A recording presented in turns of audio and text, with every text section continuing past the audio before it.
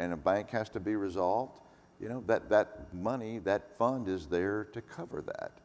And I think it's really important, Peter, to remind folks that, you know, since the FDIC was created, there's never been an insured deposit that was not covered by the FDIC, and in the event of something bad happening with their bank.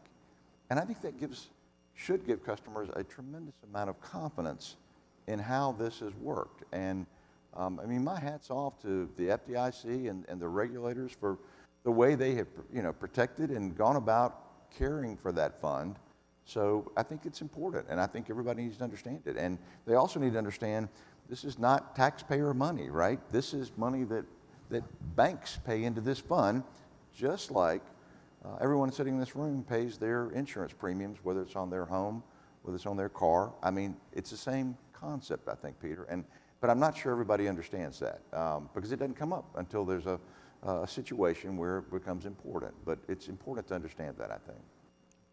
And I would add, Jim, that what's a little bit different about FDIC insurance is that we pay for it as bankers, sure, right? Comes out of our margin, but our clients don't pay for it. They don't recognize that that's insurance. So it's a little bit different than my car insurance, right? That goes up because you could learn to steal a car on TikTok. I happen to drive a Kia, and pretty hard to get insurance on a Kia right now.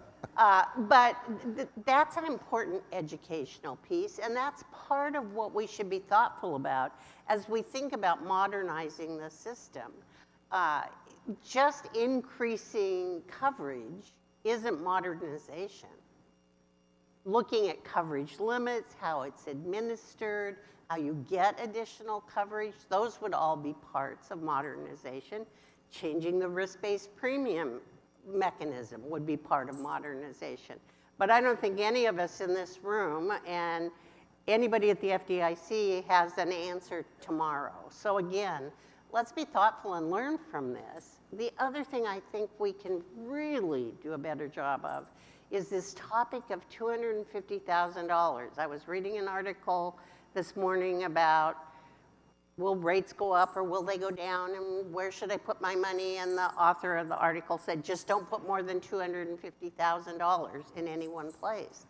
And I kid you not, we can all structure, especially for consumers, deposit coverage well in excess of $250,000. You know, if you're married and have 2 kids, I can get you real close to $2 million yep, in about 15 minutes. So that's not as true for businesses. But the other thing is many of us are in networks where we can lay deposits off with others and provide coverage. So there's an educational piece already about how much insurance do you have.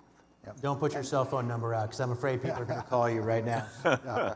And I would just emphasize with what Lori says, I think it's important that our employees know and can explain FDIC insurance and how you can set up different accounts to maximize the coverage. Sure. We had a customer that came in and asked for a cashier's check for some of their deposits, bringing down the deposit she had in the bank to less than $250,000.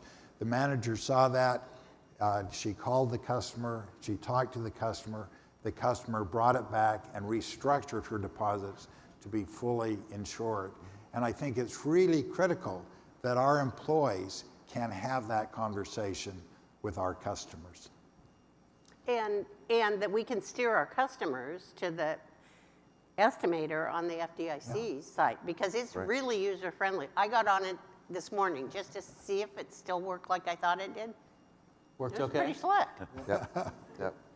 All right, in our time remaining, I want to get to 2 other things. The first is just the economy, and we happen to be, timing is everything in Washington. We're here with this room full of bankers. Well, the Federal Reserve is also meeting today and tomorrow with the latest decision on interest rates.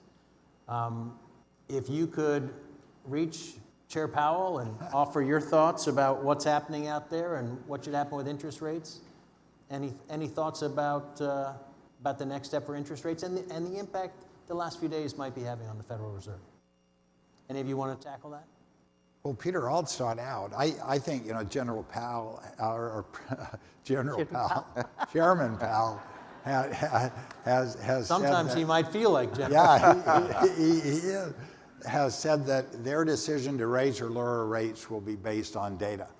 And as I look at the data, it seems like we're in store for another rate increase. But the events of the last week, I think, makes liquidity king now. And the Fed realizes that. And I think there's a strong probability that credit cost will go up, credit will become more expensive, and perhaps less available as banks pull back and protect their liquidity. And that will have a dampening impact on the economy and on demand, even more so than a 50 basis point hike will have. And I hope Chairman Powell will realize that. The Fed's job is to control inflation. We're in inflation. We're with the data, exactly what Scott is saying. They've got to do their job and control inflation. Nobody likes it. Our customers say, why are the rates keep going up and up? Is it that, or is it inflation? What's the trade-off that's there? And they've got to continue to do their job. Yeah, I agree that they need to. What are we really saying here, Peter? We're saying, listen, don't make knee-jerk reactions, and I would encourage the Fed to play the long game here and to do their job and to make sure that we tackle inflation here. I think it's still out there. I would expect everyone in this room watching on TV still feels like inflation. You go to buy something, you're like, wow, that's really gone up. And whether it's goods or whether it's services, and I think they need to play the long game, fix this. Could they overreach? Could they overstep? Of course, but we need to tackle inflation. That's their job, and I think they'll do that. I really do. I've got a lot of confidence in them. Peter, I have to be a little bit careful about this question because I sit on the Seattle branch board of the Federal Reserve. And so in that respect, I'm sure it doesn't go directly to the chairman's ear. I do get to tell the Fed a lot about what I think. But here's something that I think is really important for folks to understand. Mary Daly, who's the president of the 12th District in San Francisco, really listens to what interest rates impact is on families and small business.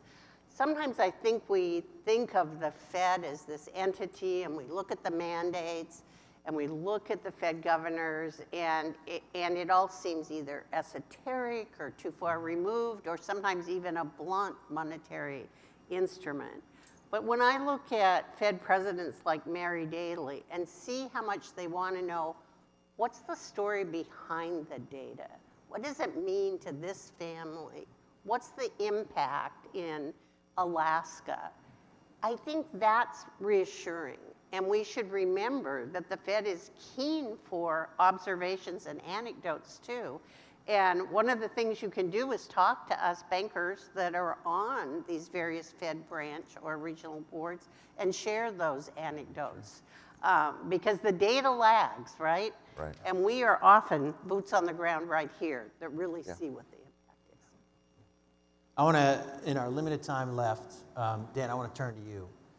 You had a LinkedIn post a few days ago as chair of the ABA, but also in your role as CEO of the bank, where you made a real appeal for industry unity right now during this time of challenge. I want you to, first of all, ask you, why did you feel the need to post that? And what's your message to this audience and the bankers who might be listening on the live stream? Thank you, Peter. And I don't have 10,000 followers, but I felt that was the voice to put it out there, a business setting, the LinkedIn post. United we stand, divided we fall. We're all bankers. Most people in the room are in a variety of different banks. There couldn't be a better example right here on stage. I'm a CEO. He's a CEO, he's a CEO, she's a CEO, but we're in different parts of the country. We're different sized banks. 100 billion, 130 million, but we're still doing the same thing. We're in this for our customers. Who's our most valuable asset in the bank? Our customers are our most valuable asset.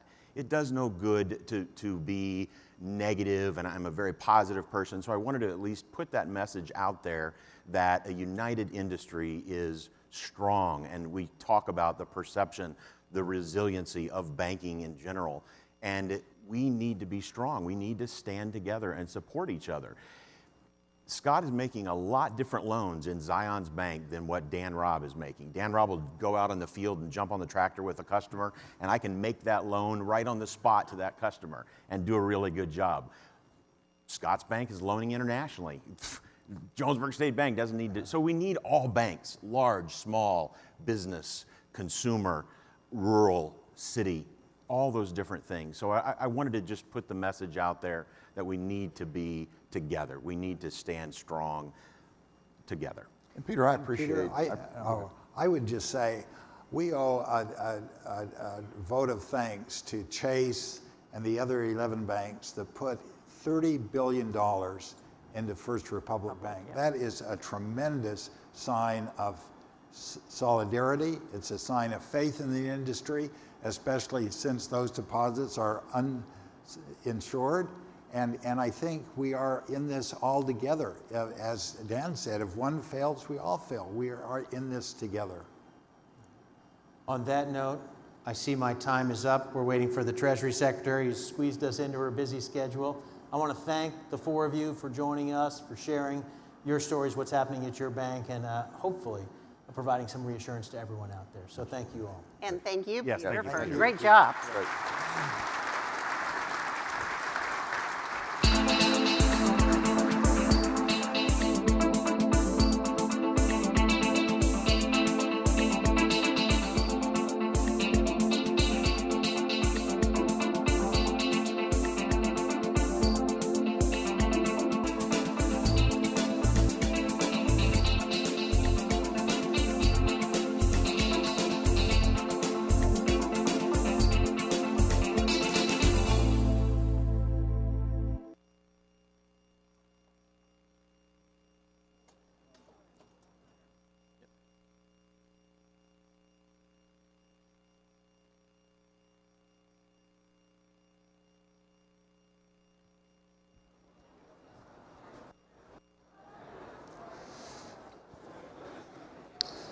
Thank you for that fantastic panel. Peter, great job. And again, thank you everyone for being here.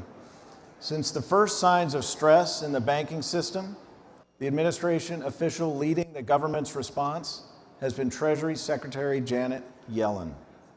It's not the first time Secretary Yellen has been asked to make tough decisions in support of the U.S. economy.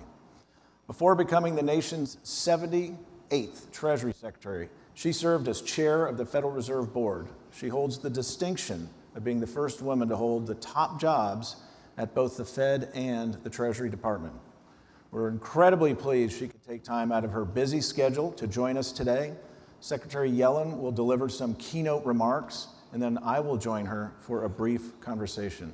Please give a warm ABA welcome to Treasury Secretary Janet Yellen.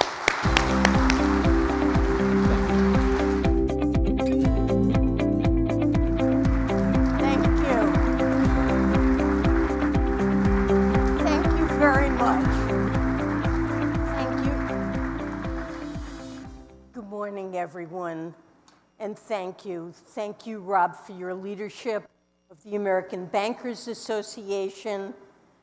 I greatly appreciate the invitation to be with all of you at an important moment. As everyone in this room knows, the American economy relies on a healthy banking system that can provide for the credit needs of families and businesses. American households depend on banks to finance their homes, invest in an education, and otherwise improve their standard of living. Businesses borrow from these institutions to start new companies and expand existing ones. Almost 2 weeks ago, we learned of problems at two banks that could have had significant impacts on the broader banking system and the economy. The situation demanded a swift response. In the days that followed, the federal government delivered just that: decisive and forceful actions to strengthen public confidence in the U.S. banking system and protect the American economy. Let me be clear. The government's recent actions have demonstrated our resolute commitment to take the necessary steps to ensure that depositors' savings and the banking system remain safe. Our approach had two main pillars. First, we worked with the Federal Reserve and FDIC to protect all depositors in the resolutions of Silicon Valley Bank and Signature Bank. The steps we took were not focused on aiding specific banks or classes of banks. Our intervention was necessary to protect the broader U.S. banking system. And similar actions could be warranted if smaller institutions suffered deposit runs that posed the risk of contagion. I believe that our actions reduced the risk of further bank failures that would have imposed losses on the Deposit Insurance Fund, which is paid for through fees on banks. Second, we announced a new facility to provide additional liquidity to the banking system. The Fed's new lending facility, the Bank Term Funding Program, is designed to help banks meet the needs of all of their depositors. The situation is stabilizing, and the U.S. banking system remains sound. The Fed facility and discount window lending are working as intended to provide liquidity to the banking system.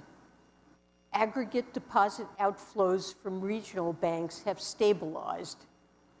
And as you know, 11 banks, including the very largest and some regional banks, announced $30 billion in deposits into First Republic Bank last week. This support represents a vote of confidence in our banking system. We're continuing to monitor conditions closely. My team and I have been in close communication with many of you, in addition to federal and state regulators, other market participants, and international counterparts. While we don't yet have all the details about the collapse of the two banks, we do know that the recent developments are very different than those of the global financial crisis. Back then, many financial institutions came under stress due to their holdings of subprime assets. We do not see that situation in the banking system today. Our financial system is also significantly stronger than it was 15 years ago. This is in large part due to post-crisis reforms that provided stronger capital standards, among other important improvements. In the coming weeks, it will be vital for us to get a full accounting of exactly what happened in these bank failures. Regulators have already announced a review into Silicon Valley Bank. We are currently focused on the situation at hand, but we will need to re-examine our current regulatory and supervisory regimes and consider whether they are appropriate for the risk that banks face today. We all share an interest in ensuring that the United States remains the strongest and safest financial system in the world. Given recent developments, I think it's important to reaffirm a broader point. Our dynamic and diverse banking system is critical to the American economy. Large banks play an important role in our economy, but so do small and mid-sized banks. These banks are heavily engaged in traditional banking services that provide vital credit and financial support to families and small businesses. They also increase competition in the banking sector. and often have specialized knowledge and expertise in the communities they invest in. Indeed, many of these banks have played an important role in supporting our economic recovery. In the depths of the pandemic, Treasury was tasked with getting money quickly and responsibly to those who needed it. So we work closely with many of you to send economic impact payments to millions of families. You also worked with us to deliver advance payments from the Enhanced Child Tax Credit, which helped cut child poverty nearly in half in 2021. And we've collaborated to rapidly deploy assistance to hundreds of thousands of homeowners facing foreclosure. I also know that many of you are working with state governments to inject new financing into small businesses as part of our state's Small Business Credit Initiative. In the prior iteration of this program, lenders with less than $10 billion in assets accounted for 95% of all program-supported loans. Our administration has also been focused on working with mission-oriented banks to put us on a path toward inclusive economic growth. For example, Treasury's Emergency Capital Investment Program has invested almost $8.4 billion in depository institutions that are CDFIs and MDIs. Treasury is committed to ensuring the ongoing health and competitiveness of our vibrant community and regional banking institutions. So to end, let me return to where I started.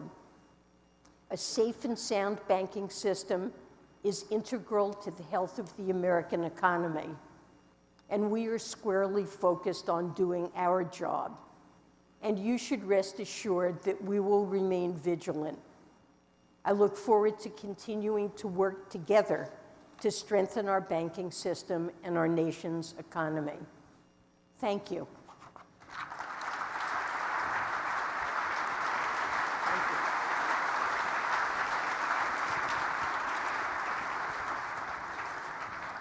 Secretary Yellen, thank you for your leadership during this time of stress and for taking time not only to deliver those important remarks, but to also give us a couple of questions as well. Sure. Let me start, I think an obvious one, and that's kind of the path forward. You've spoken about the extraordinary action that the Treasury and the Fed and the OCC and the FDIC took, but you also spoke about, or have spoken about, the making sure we have to understand the root causes of the factors before determining whether further regulatory or policy action needs to be taken. Can you expand on that and kind of give us an idea of what you and your fellow regulators are considering? You know, where do we go from here? Okay, very good question. So let me just start by saying that our banking system is sound, even as it's come under some pressure. As I indicated, this is different than 2008. 2008 was a solvency crisis. Rather, what we're seeing are contagious bank runs. We demonstrated last week that the federal government is resolutely committed to taking actions that will mitigate financial stability risks where that's necessary. And every step we have taken has been intended to reassure the public that our banking system is resilient and that we stand behind the banking system. The public should have confidence in our banking system, and it's our intention to remain vigilant in the days and weeks to come. And as I said in my remarks, that means potentially intervening if a smaller bank experiences the kinds of difficulties we have seen that pose the risk of contagion. So banks, of course, need access to adequate liquidity when they face deposit outflows. And really, that's the reason That was the motivation for the founding of the Fed in 1913. So we need to make sure that the Federal Reserve is able to provide the liquidity that banks need. And we see the Fed's new facility and discount window lending as now working as intended to provide liquidity to the banking system. We're monitoring conditions closely, communicating very actively with federal and state regulators, and in touch with you and many of the banks in this room. We see the situation as having improved. Aggregate deposit outflows have stabilized.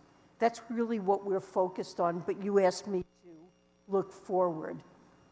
So we don't yet have all of the details about these two banks. As I said, we know, though, that this is a very different situation than the global financial crisis, when banks came under stress because they had subprime assets that lost value. And that was a situation where there was a shortage of capital. We have post-crisis reforms that have greatly improved capital standards and other important improvements in supervision. So I think there will be time, it will be necessary, but there's time to evaluate whether some adjustments are necessary in supervision and regulation to address the root causes of the crisis. I don't want to speculate at this point on what those adjustments might be. What I'm focused on is stabilizing our system and restoring the confidence of depositors. But it has been announced that Vice Chair for Supervision, Michael Barr, will undertake a thorough review of the failure of Silicon Valley Bank with an eye to determining next steps. So there will be time to consider whether some adjustments are necessary. Now we need to stabilize the system and restore confidence in its soundness. Thank you for that answer, and also thank you for your timely comments around deposit insurance and smaller banks, and for emphasizing that in your answer. Thank you. Second question I had for you, Secretary Yellen. You know, bankers in this room today represent banks from all across the country, all across the size spectrum, from small community banks, mid-sized banks, regional banks, money center banks, globally active banks. It's the entire U.S. banking sector. Can you speak to the importance of kind of the industry working together and unity, and what banks of all sizes should be focused on right now to reaffirm the faith that customers have placed in them? Absolutely. So let me just start by saying that community banks play a vital role in providing credit and financial services to small businesses, to farms, to consumers in thousands of local communities around the United States. And they can provide services that larger banks can't replicate because they know the special features of their markets and the people who are active in those communities. And I think the most important thing for all of those banks is to remain focused on serving the needs of their communities. We have an economy that remains very strong and vibrant. We have seen more new businesses formed in the aftermath, the last couple of years in the aftermath of the pandemic. And those businesses and households need support, and that is the prime business of community banks. So I guess I would start there. The community banks in this country, we know, are strong and resilient, and I think banks need to reassure their customers that they are strong and resilient, and the government needs to do exactly the same thing. And I believe we do have a very strong and resilient banking system, and all of us need to shore up the confidence of depositors that that's the case. So let me just say again that all of the actions that we have taken are designed to bolster confidence in the banking system and to demonstrate that we are ready and prepared to take the steps that are necessary to ensure depositors that the banking system and their deposits are safe. Thank you, Secretary Yellen. And in fact, my own, as I opened the conference right before you arrived, talking about the strength and the resiliency of the industry and confidence in the industry and the health were exactly the themes that we used to kick off this conference. We're aligned certainly on that. I know your time is tight and you have 1,000 places to go, but as a Treasury vet myself, I have to ask you about another really important issue around financial stability. And so before the stress of our sector over the last several days, we were looking at the need to raise the debt ceiling, something you're very familiar with, sometime this summer, given the associated economic risk of not to our markets, to our economy of not doing so.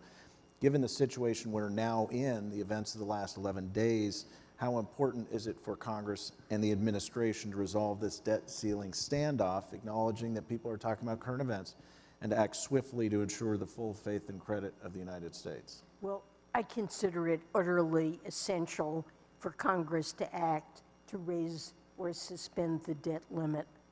I really worry about waiting until the last minute to do it.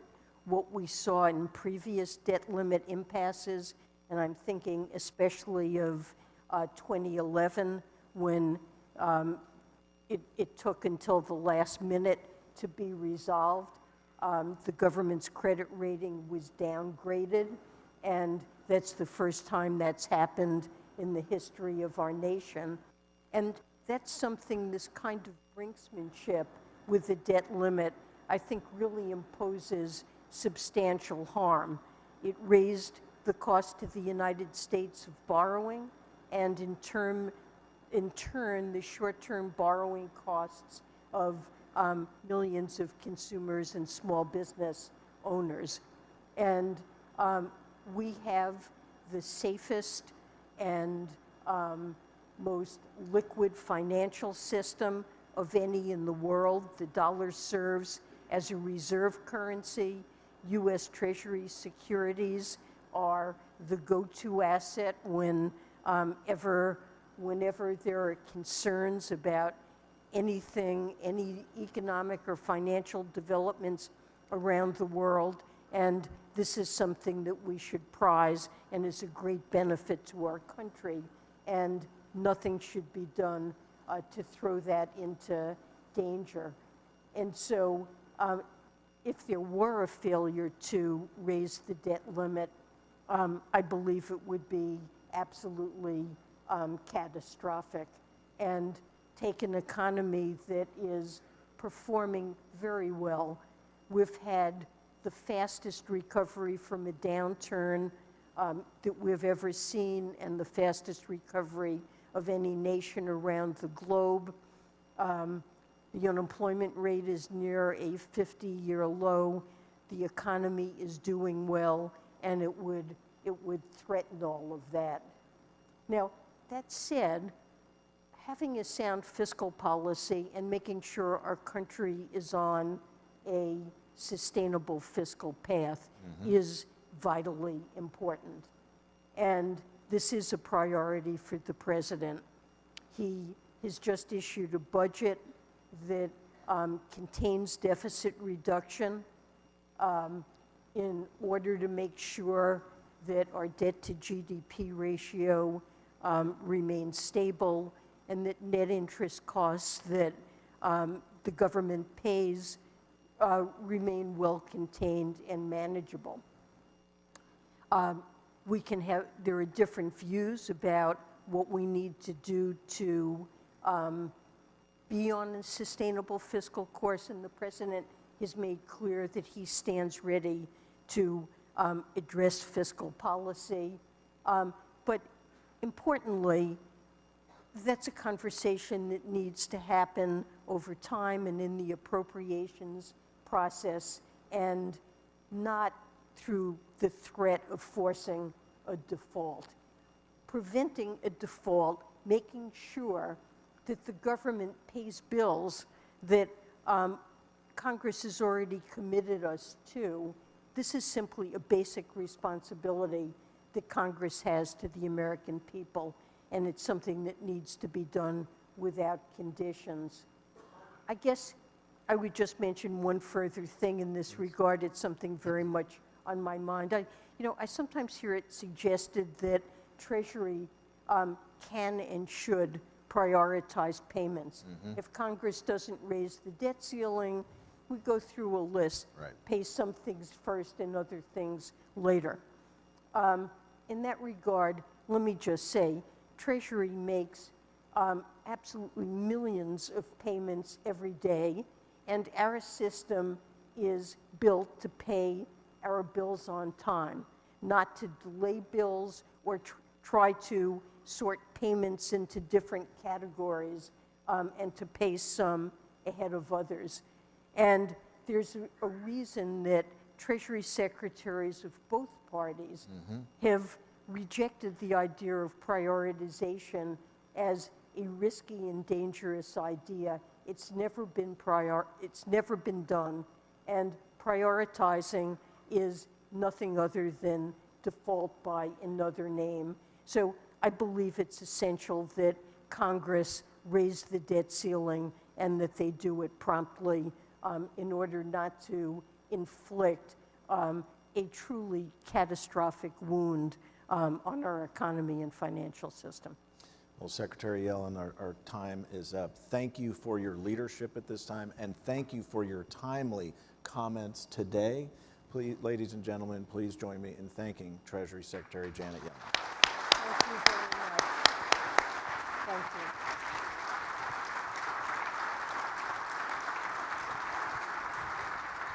Thank you.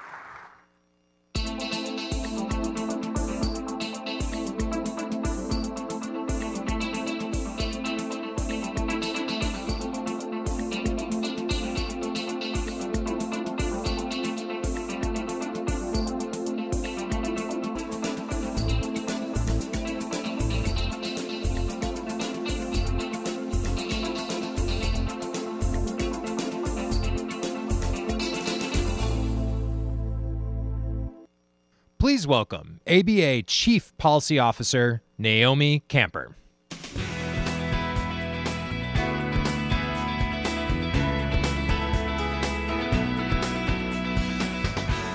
Good morning. Good morning. I'm not going to lie, it's a little intimidating following the Treasury Secretary.